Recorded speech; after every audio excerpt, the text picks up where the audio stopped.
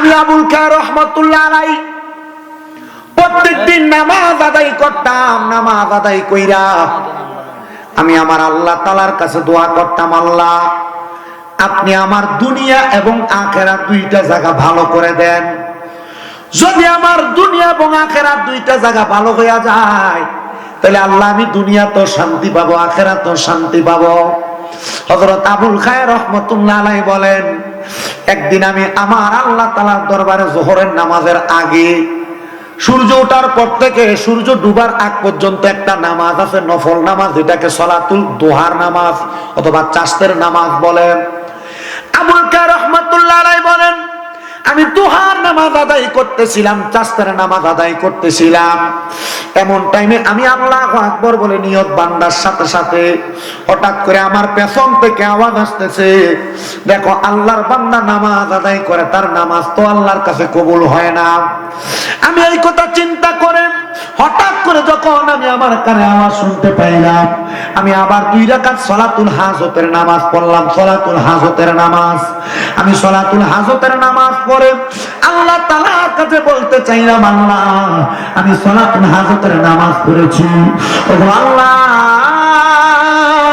আজকে 2 মাস নাকি আমার নামাজ কবুল হয় না, আমি নামাজ পড়ি, আল্লাহ এত কষ্ট করে নামাজ পড়ি, আমার নামাজ যদি কবুল না হয় তাইলে আমি এত কষ্ট করে নামাজ পড়ে কি লাভ হবে? হযরত আবুল খায়ের রহমাতুল্লাহ আলাইহি বলেন, ও জগতের মানুষ, ও দুনিয়ার মানুষ, তোমরা শুনো রে, আমি যখন আল্লাহ তাআলার কাছে সলাতুল ইস্তিসকার নামাজ আর হাজতের নামাজ পড়ে কাঁদতেছিলাম, এমন টাইমে আমার আল্লাহ তাআলা জানায়া দেয়, আবুল খায়ের তুমি যে নামাজ আদায় করো, জানো নি রে, তুমি যে মসজিদের মধ্যে ইমামতির দায়িত্ব পালন করো, এই ইমামতির দায়িত্ব পালন করতে যাইয়া তুমি বিভিন্ন ঘরের মধ্যে বিভিন্ন খাবার মুখে দাও, এর মধ্যে অনেক হারাম করেরা হারাম টাকা তোমারে খাওয়ায়, আর এই হারাম টাকার সম্পদ তোমার পেটে যাওয়ার কারণে আল্লাহ তাআলা তোমার ইবাদত কবুল করে না। মনে রাখবেন বাবা, আপনি যদি সুদ খান, আপনি যদি ঘুষ খান, আপনি যদি পরে হক খান, অথবা এগুলা যারা খায় তার ঘরে যদি আপনি খানা খান, তাহলে আপনার পেটের মধ্যে আর আপনার দেহের মধ্যে যে রক্ত তৈরি হবে, এই রক্ত দেহের মধ্যে চলবে, প্রচলন থাকবে, আর এই রক্ত দেহে থাকলে আপনার ইবাদত আল্লাহর কাছে কবুল হবে না। কারণ ইবাদত কবুল হওয়ার প্রধান শর্ত হলো হালাল খাবার খাওয়া, হারামকে পরিত্যাগ করা। আবুল খায়ের বলেন, এরপর থেকে আমি কারোর ঘরে কোনো খাবার খাই না, আমি আল্লাহ তাআলার ইবাদত করতে থাকি। যখন আমি কোনো মানুষের ঘরে খানা খাই না, আল্লাহ তাআলার ইবাদত করতে থাকি। আমার আল্লাহ তাআলা আমার ইবাদত কবুল করে কিনা আমি জানি না। আমার খানার বড় অভাব, আমার কাছে নিজের বলতে নামাজের একটা মুসল্লা ছাড়া আর কোনো কিছু নাই, যেটা আমরা জায়নামাজ বলি। উনি বলেন, নামাজ পড়ার জন্য যে রুমাল আমি ব্যবহার করতাম, আমি দেখলাম যখন আমার কোনো খাবার নাই, হঠাৎ করে আসমান থেকে রহমতের বৃষ্টি পড়তেছে, আমি আমার নামাজের মুসল্লাটার মধ্যে রহমতের বৃষ্টিগুলা ধারণ করলাম। আমি এই বৃষ্টির পানি চাইপা চাইপা আমি 7 দিন পর্যন্ত ইফতার করতাম আর সাহারি করতাম। আমি আনা খানা পানি খাইয়াই রোজা রাখতাম, পানি খাইয়াই ইফতার করতাম। এমন ভাবে আমার পুরাটা সময় কাটছে। কিন্তু যখন 7 দিন হয়ে গেছে, 7 দিনের মাথায় আমার পেটের মধ্যে বড় ক্ষুধা। আমি চিন্তা করতে লাগলাম, এই ক্ষুধা নিয়ে বসে থাকলে হবে না। আমি জানি নবীজির উপর দুরূদ শরীফ আদায় করলে আল্লাহ তাআলা দোয়ার সাথে সাথে কবুল করে। আবুল খায়ের রহমতুল্লাহ আলাইহি বলেন, আমি দুরূদ শরীফ পড়তে লাগলাম, একবার 2 বার না, আমি বারবার দুরূদ শরীফ পড়তেছি। আমার শরীর ক্ষুধার যন্ত্রণায় এত ক্লান্ত, এত পরিশ্রান্ত, আমি কান্না করতেছি, হায় রে আমার পেটটার মধ্যে এত ক্ষুধা, আমি কেমনে ক্ষুধার যন্ত্রণা সহ্য করব? আবুল খায়ের রহমতুল্লাহ আলাইহি বলে, আমি দুরূদ শরীফ পড়তে পড়তে যখন ঘুমায় গেলাম, হঠাৎ করে ঘুমানোর সাথে সাথে আমি লক্ষ্য করে দেখলাম আমার ঘরের মধ্যে নূরানি আলো চকমক চকমক করে জ্বলতেছে। আমি এমন আলো দেখাম, আমি ডাক দিলাম, কে গো আপনি, আপনারা কারা? হঠাৎ করে আমার সামনে বেলায়েতের সম্রাট হযরতে আলী কাররামাল্লাহু ওয়াজহু হাজির হয়ে গেছে। উনি আমারে ডাক দিয়া কয়, আমি হইলাম নবীজির প্রখ্যাত সাহাবী, আমার নাম হইল হযরতে আলী ইবনে আবু তালেব, আপনি কেন আমার ঘরের মধ্যে আগমন করলেন? উনি কয়, আমি একা আসি নাই, আমার সাথে নবীজির সাহাবী হযরত সিদ্দিক আকবর আসছে, আমার সাথে ওসমান জিন নুরাইন আসছে, আমার সাথে হযরত ওমর ফারুক রাদিয়াল্লাহু তাআলা আগমন করছে। এ জগতের মানুষের দলেরাম, শুনো রে শুনো, উনি বলতেছে আমি আগমন করলাম, দেখো এবার আবু বকর ওমর উসমানের পাশে একজন নুরানি সুরাতওয়ালা মানুষ দেখা যায়। চিনুনি তারে চিনুনি? বলে তিনি হইল রাহমাতুল লিল আলামিন নবীজি। সুবহানাল্লাহ। আবুল কায়র রাহমাতুল্লাহ আলাইহি বলেন, ও দয়ার নবী, মায়ার নবী, রাহমাতুল লিল আলামিন নবী গো, আপনি আমার এই ভাঙ্গা ঘরের মধ্যে হাজির। নবীজি কারণটা কি আমারে বলবেন? নিরে আবুল খায়ের, তুমি যে ক্ষুধার জ্বালা সহ্য করতে না পাইরা আমি নবীর উপর দুরূদ আদায় করতে করতে ঘুমায়া গেছো। তুমি কি মনে করছো আমি নবীর কোন উম্মত, আমি নবীর কোন আশিক দুনিয়াতে কষ্ট করবে, আমি নবী সেটা সহ্য করব? আবুল খায়ের রহমতুল্লাহ আলাইহি বলেন, আমার নবী আমার সামনে আইসা নবীজির আফকান মুবারকের ভিতর থেকে নবী আমার একটা রুটি বের করলেন।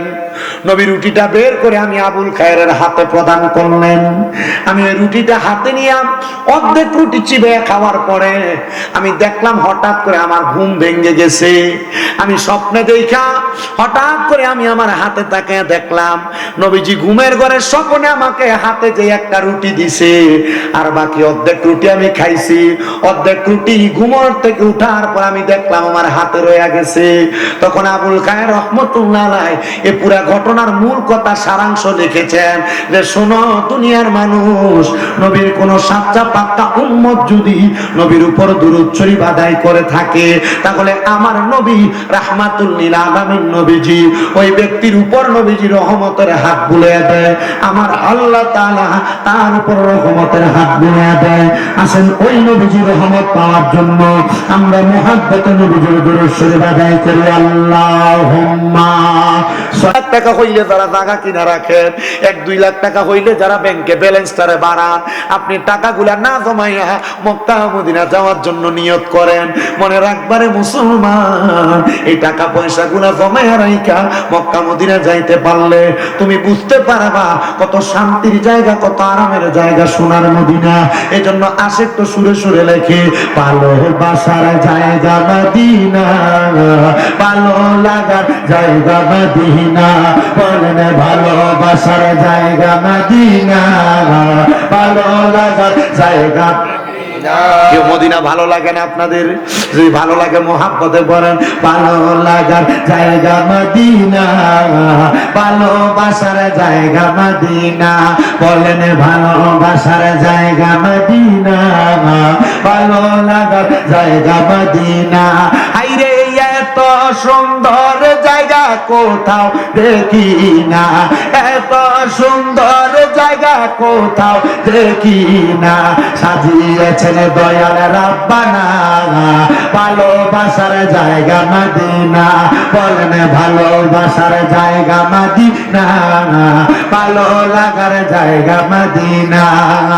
মদিনা শরীফে নূরের খাজিনা, মদিনা শরীফে নূরের খাজিনা, আশিক ছাড়া অন্য বুঝে না, ভালো লাগার জায়গা মদিনা, বলেন ভালোবাসার জায়গা মদিনা, ভালো লাগার জায়গা। এ দুনিয়ার মুসলমান, ওই মদিনাতে এত বরকত, মদিনা শরীফের ভিতরে প্রবেশ করলে দেখবা তোমার কাছে বড় ভালো লাগে, বড় শান্তি লাগে। মদিনা শরীফের কেবলা বরাবর হাতের ডান দিক দিয়া 310 নম্বর গেট দিয়া 10 মিনিট সামনে হাঁটলে মা ফাতেমার বাড়ি।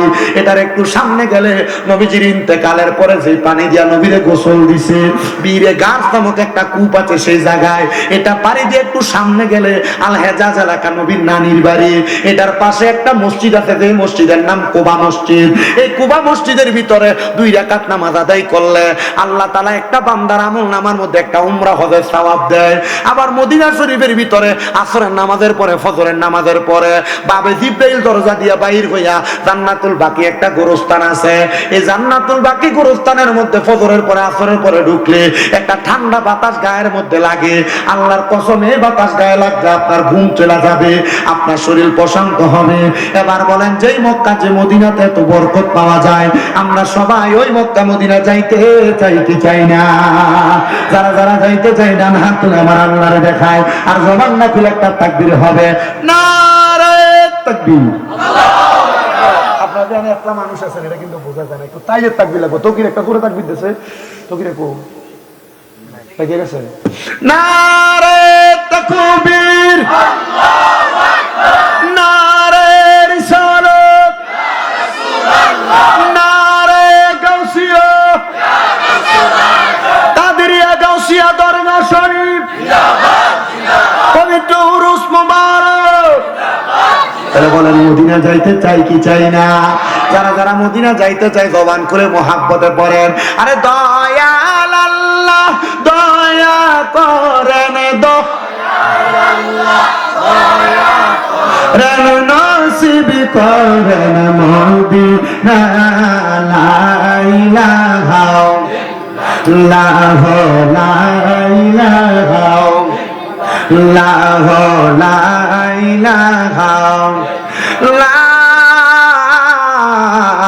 ইলাহা ইল্লাল্লাহ মুহাম্মাদুর রাসূলুল্লাহ সাল্লাল্লাহু আলাইহি ওয়াসাল্লাম। যেহেতু বাবার আমরা একজন আল্লাহর ওলির দরবারে আগমন করেছি, আসেন জীবনের গুনার কথা স্মরণ কইরা ওই আল্লাহ তাআলার মুহাব্বত কইরা একটু মুহাব্বতে আল্লাহ তাআলার ইসমে জাতের জিকির করবেন। চক্ষুটা বন্ধ করে দিয়া আল্লাহ তাআলার জিকির করবেন, যেন আপনার আমার জীবনের গুনাহগুলো মাফ হয়ে যায়। মুহাব্বতের আওয়াজে উচ্চ কণ্ঠে আমার আল্লাহকে ডাক দিবেন, কলবের মধ্যে ধাক্কা দিবেন, নফি আসবাতের জিকির করবেন। এই কলবে ধাক্কা দিলে এই কলব দ্বারা তার মুর্শিদের দিকে মোতাজ্জু করবেন, মুর্শিদের কলবটা আমার নবীজির দিকে মোতাজ্জু হয়ে যাবে। মাঝখানে অনেক আল্লাহর ওলির সাথে মোতাজ্জু হবে, এটা অনেক লম্বা কথা। আসেন কলবের গুনাহগুলো মাফ করানোর জন্য একটা জবান বন্ধ রাখবেন না। যাদের জবান আছে তাদের কাছে আমার দাবি আছে, জবান থাকলে মুহাব্বতের আওয়াজে একটু জিকির করেন, আল্লাহ আল্লাহ আল্লাহ আল্লাহ আল্লাহ আল্লাহ আল্লাহ। জবান বাক বুইলা আল্লাহ আল্লাহ আল্লাহ আল্লাহ আল্লাহ।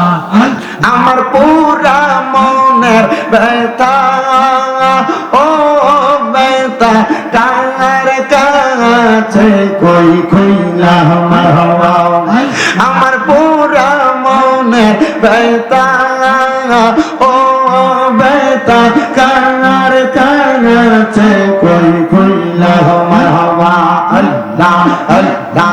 আমার মুর্শিদ বিনে প্রেমের তালা খুলবে কেমনে আমার হওয়া, আমার দয়াল বিনে প্রেমের তালা খুলবে কেমনে, রসের ফুল ফইটা সে প্রেমের বাগানে আমার হওয়া, রসের ফুল ফইটা সে প্রেমের বাগানে আমার হওয়া, আল্লাহ আল্লাহ আল্লাহ আল্লাহ। সেই বাগানের বুমর গোতারা সদাই তারা পাগল পাঙারা, আল্লাহ আল্লাহ জিকিরেতে থাকে যে মশগুল মারহাবা, আল্লাহ আল্লাহ। রসের ফুল ফইটা সে প্রেমের বাগানে মাশাআল্লাহ, আল্লাহ আল্লাহ। দয়াল মুর্শিদ আমায় তুমি লইয়া যাইও মদিনায়, বাংলার মুর্শিদ তোমার যদি তো হইয়া মাশাআল্লাহ আল্লাহ প্রাণের মুর্শিদ তোমার যদি হইয়া হয় মাহবা আল্লাহ আল্লাহ মুর্শিদ মুর্শিদ কই যায় আমার ঘুমাসে না নয়নে মুর্শিদ মুর্শিদ কই যায় আমার ঘুমাসে না নয়নে আমার যাইব লিবা মুর্শিদ কর্ম মাশাআল্লাহ আল্লাহ আল্লাহ আমার যাইব লিবা মুর্শিদ কর্ম মারহাবা আল্লাহ আল্লাহ তোমার প্রেমে জ্বলতে জ্বলতে অন্তর হইছে সাঙ্গাই তোমার প্রেমে কাঁদিয়া কাঁদিয়া রজনীকা টাঙ্গাই মাশাআল্লাহ আল্লাহ আল্লাহ দূরে যদি যাইবারে মুর্শিদ প্রেম শিখাইলা কেন যে আমার যাইব লিবা মুর্শিদ কর্ম মারহাবা আল্লাহ আল্লাহ আল্লাহ আল্লাহ আল্লাহ আনাম পাতায় জানাম পাতায় কত পানি জড়ে সর্বিদায়ের গোসল দিব বড়ই পাতার জলে মারহাবা আল্লাহ আল্লাহ আতর গোলাপ সুরমা চন্দন সিটাই দিব রে ও প্রাণের খুশবা হাসি রে তুমি ধীরে ধীরে ফিরে ফিরে চাগা আইয়ো রে মারহাবা আল্লাহ আল্লাহ আমার বিয়া যাত্রী আমি চারজনা রে দেখি গিয়ে আন্দার ঘরে নামাই দিয়া দিব আমায় ফাঁকি মারহাবা আল্লাহ আল্লাহ ওই কবরে নূরের নবী আগাই বোরে ও প্রাণের মুর্শিদ তুমি ধীরে ধীরে ফিরে ফিরে চাগা আইয়ো রে মারহাবা আল্লাহ আল্লাহ লাল বল নীল বল কত রঙের শাড়ি সর্বিদায়ে পরাই দিব সাদা মার্কিন শাড়ি মারহাবা আল্লাহ আল্লাহ সেই দিন কিন্তু নূরের নবী আগাই বোরে ও প্রাণের মুর্শিদ তুমি ধীরে ধীরে ফিরে ফিরে চাগা আইয়ো রে মারহাবা আল্লাহ আল্লাহ আল্লাহ আল্লাহ আল্লাহ আল্লাহ ইলাহা ইল্লাল্লাহু মুহাম্মাদুর রাসূলুল্লাহ সাল্লাল্লাহু আলাইহি ওয়াসাল্লাম আল্লাহুম্মা আমিন আল্লাহুম্মা আমিন ইয়া রাব্বাল আলামিন আসসালাতু ওয়াসসালামু আলা রাসূলিহিল কারীম রব্বানা যালামনা আনফুসানা ওয়া ইন লাম তাগফির লানা ওয়া তারহামনা লানাকুনান্না মিনাল খাসিরিন ইয়া ইলাহি রহম ফরমা मुस्तफा की वास्ते फूले दे दरवाजाए रहमत गदा की वास्ते रहमतुल लिल आलमीन खत्मे रसूल जाने जगह अहमद व हामिद मुहम्मद मुस्तफा की वास्ते मबूदो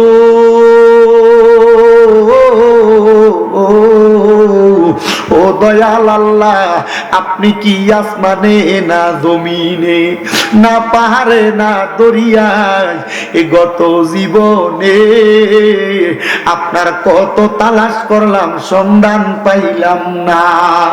আল্লাহ বহু সন্ধানের পরে এই কুমিল্লা জেলার অন্তর্গত বরুড়া থানাধীন হুসবাস কাদিরিয়া গাউসিয়া দরগা শরীফের মহান আহলে বাইতের স্মরণে 18তম বাৎসরিক কুরুশ শরীফের মধ্যে আমার সঙ্গে আল্লাহ এই এলাকার আলেম সমাজ, বিশেষ করে তালেবুল এলেম ছাত্ররা, ওস্তাদুল আসাতেজারা, আল্লাহ কতগুলা দাড়ি পাকা মুরব্বী বাবারা, যুবক নওজোয়ান ভাইয়েরা, তুমি আল্লাহর পাক দরবারে গুনাহ মাফের আশায় দুইটা হাত বাড়াইছে।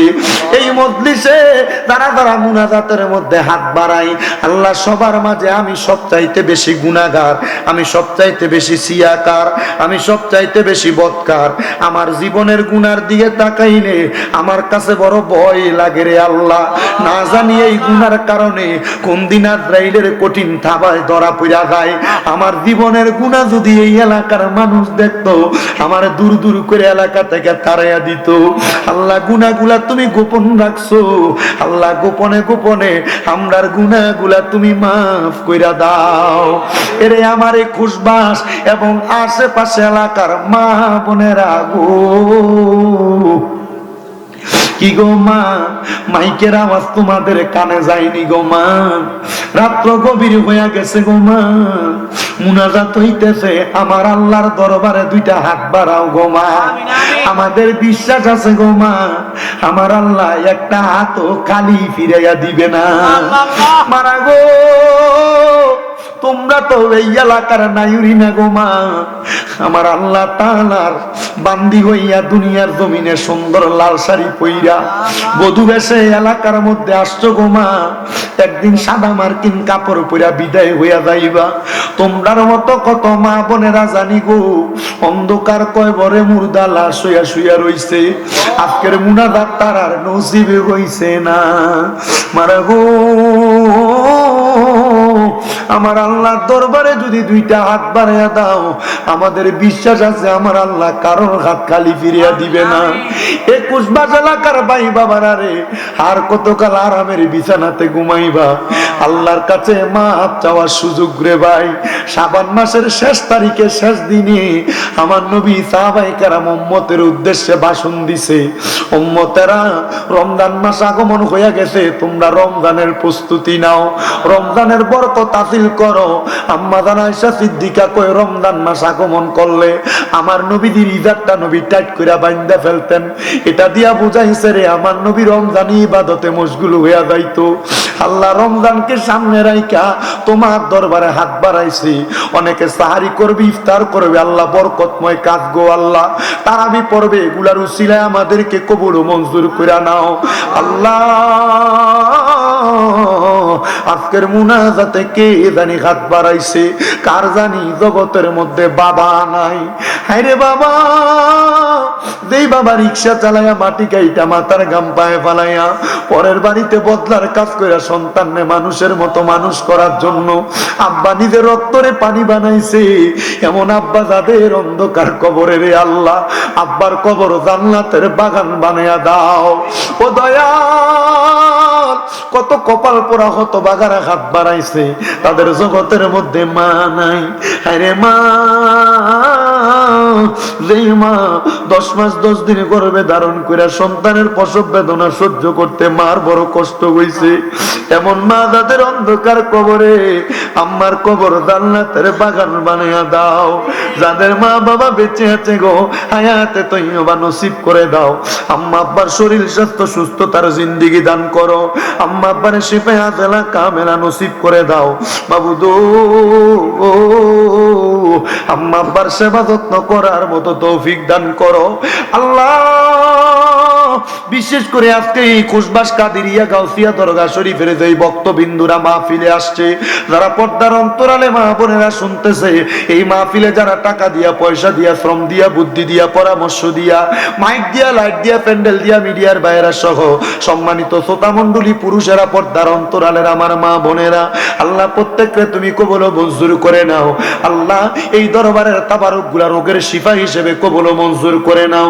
মনিব অনেক প্রবাসীরা বিদেশ থেকে দোয়া চায়, আল্লাহ প্রবাসীদের কাজ দোয়া তুমি কবুল ও মঞ্জুর করো। প্রবাসীদের হায়াতের দিকে বরকত দাও। আল্লাহ খুশবাস কাদিরিয়া গাউসিয়া দরগা শরীফের যত মুরিদান ভক্তরা দেশ বিদেশে ঘোরাফেরা করে, আল্লাহ তাদেরকে তুমি কবুল ও মঞ্জুর করে জানের জিম্মাদারি নাও। গাউসে পাকের গাউসিয়তের চাদরের নিচে থাকার তৌফিক দাও। আল্লাহ মরণ দিবা দুঃখ নাই, তবে বেঈমান বানায়া মরণ দিও না। মরণের আগে নবীদের নূরানি চেহারা মুবারক দেখতে দেখতে আখিরি জবানে মধুর কালেমা পড়ায়া দিয়েন, লা ইলাহা ইল্লাল্লাহু মুহাম্মাদুর রাসূলুল্লাহ সাল্লাল্লাহু আলাইহি ওয়াসাল্লাম। একটা জবানকে বন্ধ রাখবেন না, জবানটা ছেড়ে দিয়ে উচ্চ কণ্ঠে জোরে কোন আলহামদুলিল্লাহ। আমার ভাইরা, বাবারা, বন্ধুরা, আমি ডাইনে বামে না চাইয়া অল্প কিছুক্ষণের মধ্যে বয়ান শ্রবণ করে হুজুর কেবলার মুনাজাতের মাধ্যমে বিদায় হয়ে যাবেন। আমার আল্লাহর নবী প্রখ্যাত হাদিস বিশারদ হযরত আব্দুল্লাহ ইবনে ওমর রাদিয়াল্লাহু তাআলা আনহু বলেন, আমি আপনাদেরকে মাহফিলে যারা বসছেন সওয়াবের উদ্দেশ্যে না গুনার উদ্দেশ্যে? কথা আসতে কইছেন, সওয়াব জোরে কোন, সওয়াবের উদ্দেশ্যে না গুনার উদ্দেশ্যে?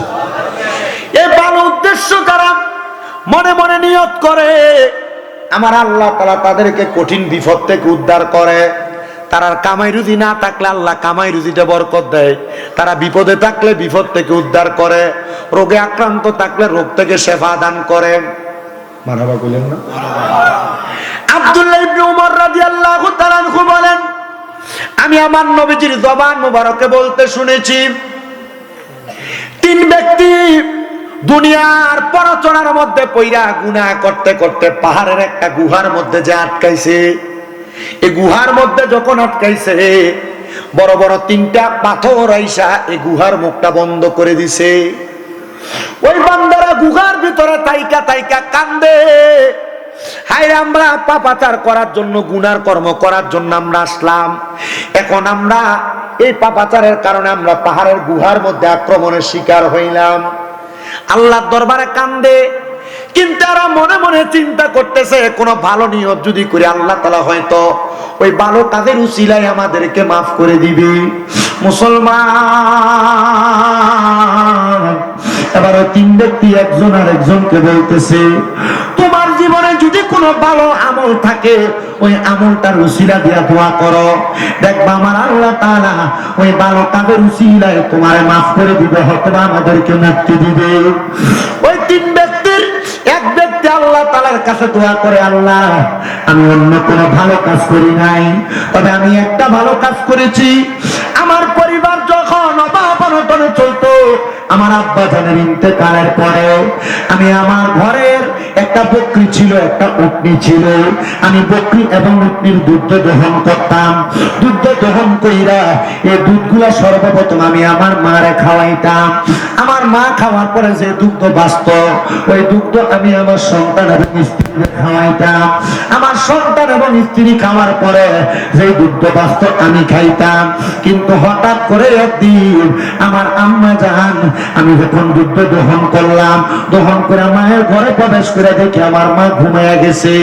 আমি ওই দুধগুলা নিয়ে দাঁড়িয়ে ছিলাম, আমার সন্তানকেও খাইতে দেই নাই, ছোট ছোট বাচ্চা মানুষ, তাদেরকে কষ্ট দিয়েছি। আমি নিজেও খাই নাই, আমার স্ত্রীরও খাবারটা দেই নাই। আমি চিন্তা করেছি আমার মা যদি দুধ না পান করে, এই দুধ আমি সন্তান খাবো না, আমার সন্তানেরও খাওয়াবো না, আমার স্ত্রীরও আমি খাওয়াবো না। এই কথা চিন্তা কইরা রে ওই ব্যক্তি বলে, সকালবেলা যখন আমার মা ঘুম থেকে জাগ্রত হয়েছে, আমি আমার এই দুধের বাটিতে আমার মাকে প্রদান করলাম। মা গো, আপনি একটু দুধ পান করেন, তারপর আমি পান করবো, আমার সন্তান পান করবে।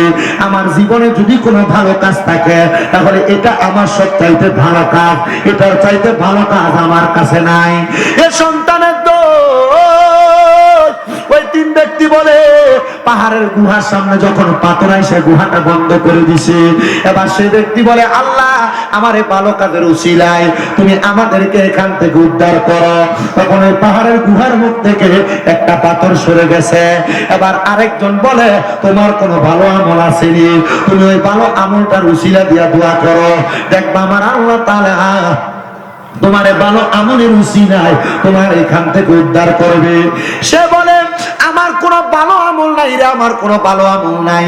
তবে আমি যখন আমার বাড়িতে থাকতাম, আমার বাড়িতে একজন কর্মচারী ছিল, একজন দাস ছিল, সে আমার বাড়িতে কাজকর্ম করতেন। তখন আমার বাড়িতে কাজ করছে, তার কাজের বিনিময় ছিল দৈনিক কাজ করলে তার 1 সের করে চাল দেওয়া হইতো। এখন ওজনে মাপ দিয়া চাল দেয়, আগে সেরে মাইপা চাল দিত সেরে। আমার বাড়িতে যখন সে একদিন কাজ করত, আমি তার 1 সের চাল দিতাম। সে আমার বাড়িতে 1 মাস পর্যন্ত কাজ করেছে, আমি তার 1 মাসে 30টা খুশি চাল দিছি, 30টা তোলা চাল দিছি। কিন্তু সে আমারে বলছে বাদশা আপনার বাড়িতে যে আমি কর্ম করি, যে চাল আপনি আমার দিছেন, এই চালগুলা আমার বাড়িতে আমি নিলে খাওয়ার মতো লোক নাই, বা সেগুলো আপনি আপনার কাছে আমানত রাখেন। আমি তার চালগুলা আমানত রাখলাম।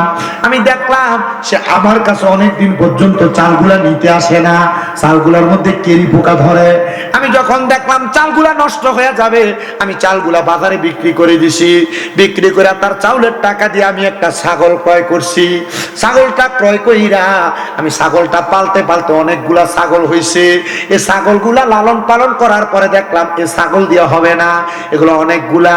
আমি ছাগলগুলা বাজারে বিক্রি করে আমি একটা গরু কিনছি। গরু কেনার পর অনেকগুলা গরু হইছে, আমি একটা রাখাল রাখছি, সুন্দর একটা খামার বানাইছি। এই গরুগুলা আমি লালন পালন করাইছি রাখাল দিয়া।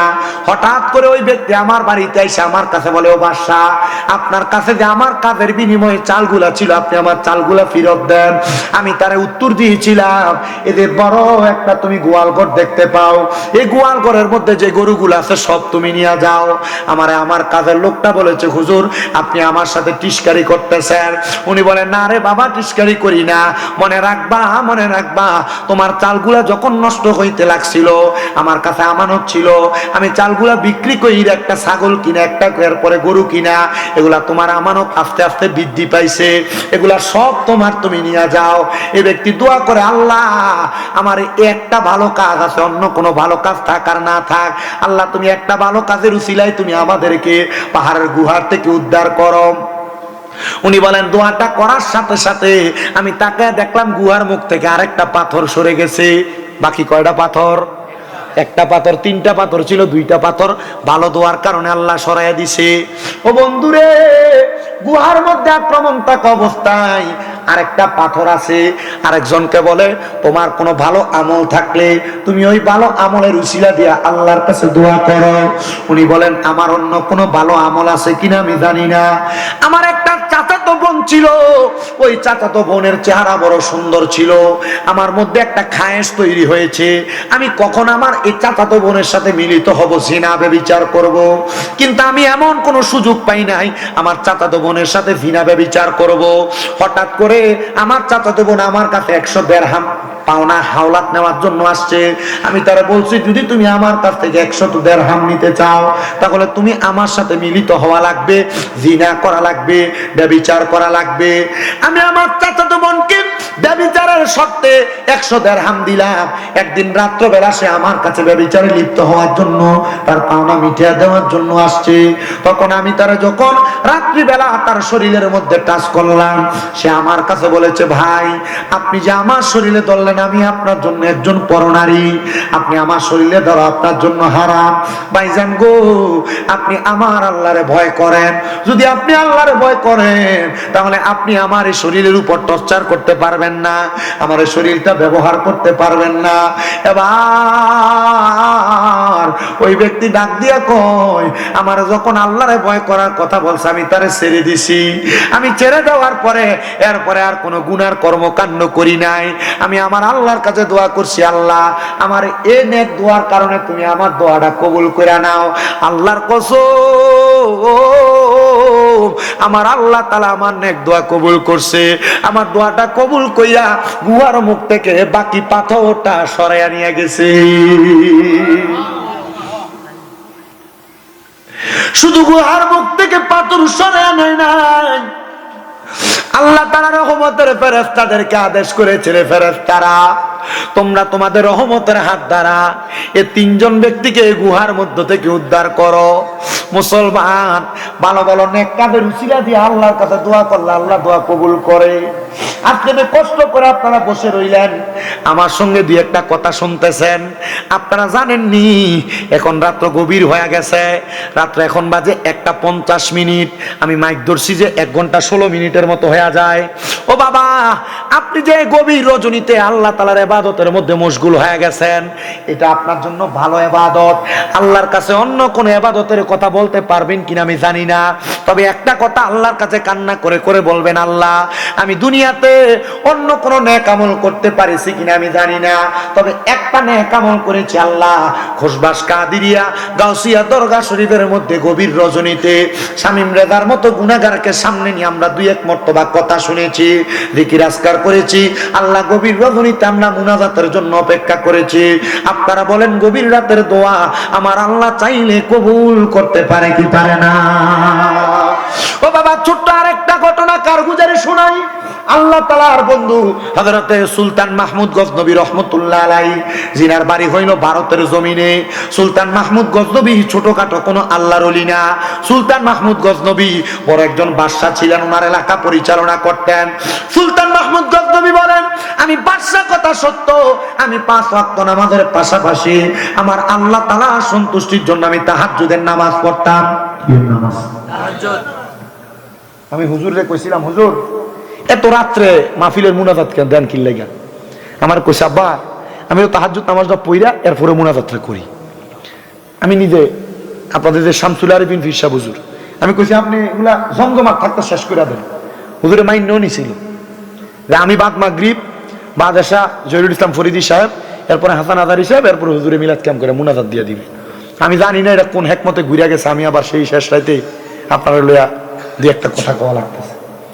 হুজুর আমার কইছিল যে আব্বা সবসময় তো তাহাজ্জুদ নামাজের পরপরই মুনাজাতরা হয়, এর লাগা মুনাজাতরা করবার লাগা এমন হয়তো বা হুজুরের নিয়ত এইটাই ছিল। তো আমি এতটুক বিশ্বাস করি তাহাজ্জুদ নামাজ এমন একটা ইবাদত, ওয়া মিনাল লাইলি ফাতাহাজ্জাদ বিহি নাফিলাতাল লাকা আসা আইয়াবাসাকা রাব্বুকা মাকামা মাহমুদা। এই আয়াত যখন নাযিল হইছে নবীজি চোখের পানি ফালায়া ফালায়া কাঁদছে। আম্মা জান আয়েশা সিদ্দিকা কয়, আমার নবী সারা রাত 2 রাকাত নামাজ পড়ছে। কয় রাকাত? নবীজি যখন নামাজ শেষ করছে আমি নবীরে জিগাইলাম, ইয়া রাসূলুল্লাহ এত লম্বা রুকু সেজদা আপনারা আর কোনোদিন করতে দেখি নাই। নবীজি যখন নবীজির মাথা মোবারক ফিরেছেন, আম্মা জান আয়েশা সিদ্দিকা কয়, আমি নবীজির দিকে তাকায় দেখলাম নবীজির চোখগুলো একবারে বড় বড় লাল হয়ে গেছে আর চোখের পানি বায়া বায়া পড়তেছে। জিজ্ঞাসা করলাম, ইয়া রাসূলুল্লাহ আপনি এভাবে কান্না করছেন কেন? নবীজি বলছে, আম্মা আয়েশা শোনো, আমি নবীকে আল্লাহ বলছে আমি তাহাজ্জুদ পড়লে আল্লাহ তাআলা আমার মাকামে মাহমুদ দিব। ও আয়েশা, আমি নবী আল্লাহর কাছে কাঁদছি, আমার উম্মত আমি নবীর পাগল, আমার উম্মত তাহাজ্জুদের নামাজ পড়বো, আমার উম্মত যে তাহাজ্জুদের নামাজ পড়বো আল্লাহ আমার উম্মতের কি দিব? আম্মা জান আয়েশা ডাক দিয়া কই, ইয়া রাসূলুল্লাহ আমার আল্লাহ তো আপনার দোয়া ফিরাইয়া দিবে না। আপনি নবীর একটা উপাধি হলো মুস্তাজাবাতুদ দাওয়াত। আপনি কোন দোয়া করলে আল্লাহ তাআলা সাথে সাথে দোয়াটা কবুল করে। নবী গো আমার আল্লাহ তাআলা কি বলছে? নবী আমার ডাক দিয়া কই, আয়েশা আমার আল্লাহ তাআলা বলেছে আমার কোন উম্মত যদি আমি নবীরে মুহাব্বত করে আমি নবীরে ভালোবাসা তাহাজ্জুদের নামাজ পড়া আমি আল্লাহ কথা কেন নামাজ আছে, আমরা নেতার ফরজের খবর নাই, জোহরের খবর নাই, আসরের খবর নাই, মাগরিব এশার খবর নাই, কিন্তু হযরতে আল্লাহ তাআলার বন্ধু হযরত সুলতান মাহমুদ গজনবী বলেন আমি তাহাজ্জুদ নামাজ পড়ার জন্য সব সময় উঠতাম, আল্লাহর কাছে দোয়া করতাম, দুরূদ পড়তাম। কিন্তু একদিন আমার সাথে একটা মারাত্মক ঘটনা ঘটছে। ও সুলতান মাহমুদ গজনবী কি ঘটনা ঘটছে? উনি ডাক দিয়া কয়, অন্য কোনো ঘটনা না রে, আমি তাহাজ্জুদ নামাজটা পড়ার জন্য বাইর হইছি ওযু করার জন্য রাজপ্রাসাদ থেকে। কারণ মনে রাখবেন তাহাজ্জুদ নামাজ পড়ার জন্য উনি ওযু করতে বাহিরে বাইর হইছেন। ওনার বাড়ির পাশে দিয়ে একটা নহর প্রবাহিত হয়েছে। উনি বলেন ওই নদীর সামনে যাইয়া আমি দাঁড়াইলাম, ওযু করবো, এমন টাইমে দেখলাম নদীর ওই পারে 4 জন ব্যক্তি। কয়জন? আমি চিন্তা করতে লাগলাম, আমি এতদিন মনে করছি আমি একা একা তাহাজ্জুদ নামাজ পড়ি, এখন দেখি আরো 4 জন মানুষ আছে যারা আমার এলাকায় তাহাজ্জুদ পড়ে। আর ওই 4 জন নদীর ওই পার থেকে চিন্তা করে, আইরে আমরা তো বলক থেকে আইছি সুলতান মাহমুদ গজনবীর বাড়িতে চুরি করবার লাগা, দেখ আমরা 4 জন আইছি চুরি করতে, আর এ বেটার কত বড় সাহস, এ বেটা একা একা আইছে চুরি করতে। এরা চোর, এই জন্য এদের চিন্তাধারা চোরের মতো। আর সুলতান মাহমুদ গজনবী নামাজি, এর চিন্তাধারা নামাজের মতো। সুলতান মাহমুদ গজনবী ওযু করে উঠছেন, ওই 4 জন সামনে আসছে। ওই 4 জনকে সুলতান মাহমুদ গজনবী জিজ্ঞাসা করতেছে, আপনারা কারা? বলে আমরা এই এলাকার মেহমান। বলে আপনারা বুঝি এখানে আসছেন কাজ করতে? বলে হ্যাঁ। বলে আপনারা যে এখানে আসছেন 4 জন আসলেন। বলে আমরা তো 4 জন আসছি, আপনি তো একা আসছেন। বলে আপনার কাজ কি? বলে আপনার যেই কাজ আমরা সেই কাজ। সুলতান মাহমুদ গজনবী কয়, আমার কাজ তো তাহাজ্জুদ নামাজ পড়া। আমি তারা কইলাম না, তারা জিজ্ঞাসা করলাম তোমার কাজটা কি বলো। তারা আমারে বলছে, আমরা আসছি এই বাড়িতে চুরি করার জন্য, আমরা 4 জন আসলাম, আপনি এক আসলেন, আপনার ভিতরে কি একটু ডর লাগলো না? সুলতান মাহমুদ গজনবীর সাথে ডাক দিয়ে কই, আচ্ছা চুরি করতে আসছেন? বলে হ্যাঁ। বলে আপনারা যে চুরি করতে আসছেন, এটা তো বাদশার বাড়ি, ধরা খাইলে তো জামিন পাবেন না, আপনাদের এমন কি ক্ষমতা আছে? এত প্রহরীদার, এত পাহারাদার, কেমনে চুরি করবেন? সুলতান মাহমুদ গজনবী রহমতুল্লাহ আলাইহি ডাক দিয়ে বলতেছে, শোনো কেমনে চুরি করবা। এই 4 জন ডাক দিয়া কয়, আমরা 4 জনের 4টা ক্ষমতা আছে, আমরা 4টা ক্ষমতা দিয়ে বাদশার বাড়ি চুরি করব। বলে 4 জনের কি ক্ষমতা বলো? একজন ডাক দিয়া কয়, আমার ক্ষমতা হলো চুরি করতে যাওয়ার সময় কুত্তার একটা স্বভাব দেখবেন, বালা মানুষ দেহ কার খারাপ মানুষ দেহ গেউ গেউ করে। আমি কুকুর যখন গেউ গেউ করে ডাকে, কুকুর কি ভাষায় ডাকে, কি বলে, আমি তার ভাষা বুঝতে পারি। আরেকজন জিগায় তোমার ক্ষমতা কি? বলে আমার ক্ষমতা হইল অন্য কোনো ক্ষমতা না, আমি কোন ঘরের সামনে গেলে ঘরের দরজা যত কঠিন তালা থাক না কেন, আমি একটা পলকের মাধ্যমে ঘরের তালাটা খুলতে পারি। 3 নাম্বার ব্যক্তির জিগায় তোমার ক্ষমতা কি? বলে আমার ক্ষমতা হইল ঘরে প্রবেশ কইরা এই ঘরের ভিতরে কোন জায়গায় স্বর্ণমণি মুক্তা জহরত আছে, আমি নাকের ঘ্রাণটা টান দিলে বলতে পারি কোথায় কি আছে। আর 4 নাম্বারটারে জিগায় তোমার ক্ষমতা কি? উনি ডাক দিয়া কয়, আমার ক্ষমতা হইল আমি রাত্রবেলা তারে দেখি, দিন হইলে তারে চিনি। 4 জন কয়, আপনি তো একা একা চুরি করতে আসছেন, আচ্ছা চলেন একা চুরি না কইরা আমরা আজকে একসাথে চুরি করি, তবে আমরা 4 জনের তো 4টা ক্ষমতা, আমরা সমান ভাগ নিমু। আপনার কি ক্ষমতা আছে কোন? আপনার ক্ষমতার বলে আমরা আপনারও সমান ভাগ দিব। উনি ডাক দিয়া কয়, আমার ক্ষমতা হলো আমি যদি ডান দিকে তাকাই তাহলে জেল হাজত মাফ হয়ে যায়, আমি যদি বাম দিকে তাকাই তাহলে ফাঁসির আসামি মাফ পাওয়া যায়। তারা কয় যদি বাদশার বাড়িতে ধরা খাই তাহলে তো হয় জেল হইব নয় ফাঁসি হইব। আপনি ডাইন দিকে চাইলে যেহেতু জেল হাজত মাফ, বাম দিকে চাইলে যেহেতু ফাঁসির আসামি মাফ, তাহলে চলেন আপনি আমাদের সাথে, আপনিও সমান ভাগ পাবেন, যা চুরি করবো বাদশার বাড়িতে আমরা চুরি করি। প্রবেশ করছে বাদশার বাড়িতে, এমন টাইমে কুকুর ঘেউ ঘেউ করে ডাকতেছে। বাদশাহ নিজে বলতেছে, কুকুরের ভাষা বুঝনেওয়ালা তুমি বলো। কুকুরটা ঘেউ ঘেউ করে কি বলছে? কইতেছে কুকুরের ভাষা তো বড় ডেঞ্জারাস। বলে কি বলে? বলে কুকুর বলতেছে যার বাড়ি তারে লইয়া নাকি চুরি করতে যায়। দেখছেন নি কারে লইয়া চুরি করতে যায়? আমরা 5 জনই তো চোর। আসলে কি 5 জন চোর? কুকুরের কথা সত্য না মিথ্যা? মনে রাখবেন, মানুষ বেঈমানি করবে। একটা কুকুরকে যদি আপনি খাবার খাওয়ান একদিন, এই কুকুর কোনোদিন আপনার সঙ্গে বেঈমানি করবে না। বলে হুজুর মানুষের দাম কি এত কম না? আল্লাহ কইছে ইন্নাল ইনসানা লাফি খুসর, সকল মানুষ ক্ষতিগ্রস্ত। কেমনে ক্ষতিগ্রস্ত? যারা নিজের বুঝবে পরের ক্ষতি করে, মানুষের সম্পদ নষ্ট করে, এই মানুষগুলা থেকে বড় সাবধান, বড় সাবধান, বড় সাবধান। আপনি কখনো দুনিয়া জমিনে মানুষ চিনতে ভুল করেন না। আর মনে রাখবেন, আপনার বন্ধু হোক, ভাই হোক, এলাকার মানুষ হোক, এই মানুষের সাথে মানুষের সম্পর্ক নষ্ট হয় 1 নাম্বার প্রধান কারণ হলো বর্তমানে টাকা লেনদেন করা। আপনি যদি কাউরে টাকা হাওলাত দেন, দেখবেন তার সাথে আপনার সম্পর্ক নষ্ট। বলে হুজুর হাওলাত দিলে নষ্ট না, যদি টাকা চাইতে যায় তখনই তার মুখটা বেজার হয়ে যায়। আমি আমার জীবনে যত মানুষের সাথে বন্ধুত্ব হয়েছে, সম্পর্ক নষ্ট হয়েছে, দূরত্ব তৈরি হয়েছে, আমি দেখছি হয় তারে আমি টাকা হাওলাত দিছি, তার কাছে চাইতে গেছি, তার সাথে আমার সম্পর্ক ঠিক নাই। মনে রাখবেন, দুনিয়াতে যা করেন আর না করেন, দান সদকা করবেন, মানুষকে টাকা হাওলাত দিতে বড় সাবধান। বালা সম্পর্ক নষ্ট হয়ে যাবে। বালা সম্পর্ক কথা কয় না তো, বালা সম্পর্ক নষ্ট হয়ে যায়। এজন্য টাকা সাবধানে হাওলাত দিতে, কেউ যদি আগে টাকা হাওলাত চায় প্রথমে তারে করবেন তুই 100 টাকা খাইয়া যা, হাওলাতের দরকার নেই। ঠিক আছে, এবার প্রবেশ করছেন, যেই ব্যক্তি তালা খুলতে পারে সাথে সাথে তালা খুলে ফেলছেন।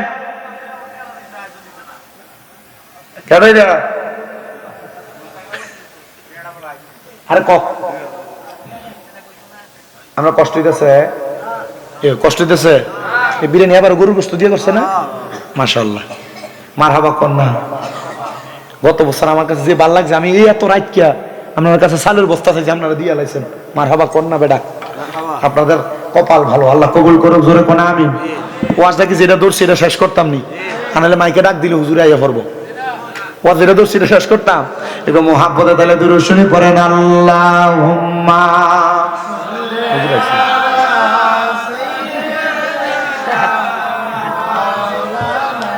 মুহাম্মদ ওয়া আলা আলি সাইয়্যিদিনা মাওলানা মুহাম্মদ।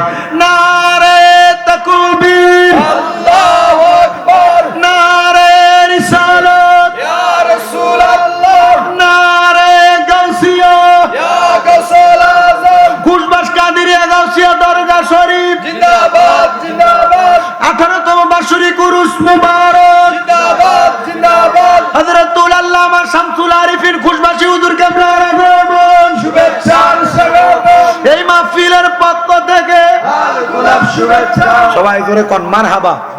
হুজুর যেহেতু চলে আসছেন, দোয়া হয়ে যাবে। আমি শুধু, আমি কি এখনই শেষ করে লাইতাম না আপনি করতাম বললেন? আমি একটা ওয়াজ ধরছি, এটা শেষ করতাম। ওই বেটা কইছে যে ওয়াজ এটা বলে শেষ করতাম। আপনারা আছেন তো ইনশাল্লাহ? না, সব দিয়ে আসেন কয় না, কাটা কাটা আসেন, একটু হাত তোলেন। নারে তাকবীর, না না কারো কারো এরা তাকবীরের নমুনা কোন নাই। জোরে জোরে তাকবীর দেন, জোরে দেন তাকবীর দেন, জোরে। নারে তাকবীর, নারে রিসালাত, নারে গাউসিয়া, খুশবাস দরবার শরীফ জিন্দাবাদ। আরে একটি বাসায় দুইটি পাখি, কত যে আনন্দে থাকি গো। মুর্শিদ এখন তুমি কোথায়, আমি কোথায়, কাউকে কেউ আর দেখি না আগে, জানি না তুমি এমন করে ছেড়ে যাইবা মুর্শিদা গো, জানি না তোমার আত্মাতে মি সায়াতা